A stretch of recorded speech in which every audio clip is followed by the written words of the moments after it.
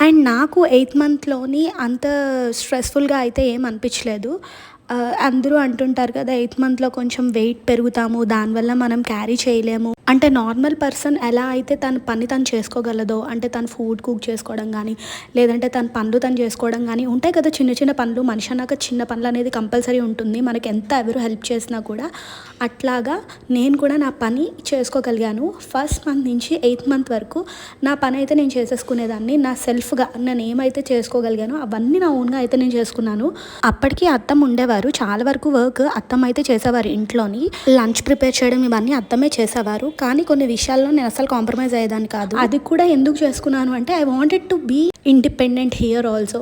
నేను ఎప్పుడు ఎవరి మీద డిపెండ్ అవ్వాలని అనుకోను. ఎందుకంటే డిపెండెన్సీ ఈజ్ నథింగ్ బట్ ఎప్పుడైనా ఎవరితో అయినా ఒక చిన్న మాట అయినా అనిపించుకోవాలన్నమాట. అలా మాట అంటారు అన్నది కాదు నా పాయింట్. నేను అలా ఉండకూడదు అనేది నా పాయింట్. మనం ఎంత యాక్టివ్‌గా ఉంటే లోపల ఉన్న బేబీ అంత యాక్టివ్‌గా ఉంటుంది అని చెప్పి నా ఉద్దేశం. సో అందుకనే నేను ప్రతీదీ చాలా యాక్టివ్‌గా ఉండేదాన్ని. అండ్ నాకు కొంచెం ఇబ్బందిగా ఉన్నా కూడా నేను యాక్టివ్‌గా ఉండడానికి ట్రై చేసేదాన్ని. ఈవెన్ నేను కేసెస్ కూడా చేసుకునేదాన్ని. నా కేస్ అంటే ఒక పేషెంట్ ఇచ్చిన గ్రాటిట్యూటీ అని నేను చెప్తాను. అంటే వాళ్ళకి బాగా రికవరీ అయిందని చెప్పేసేసి కాజు చెక్కీ అయితే తీసుకొచ్చి ఇచ్చారు.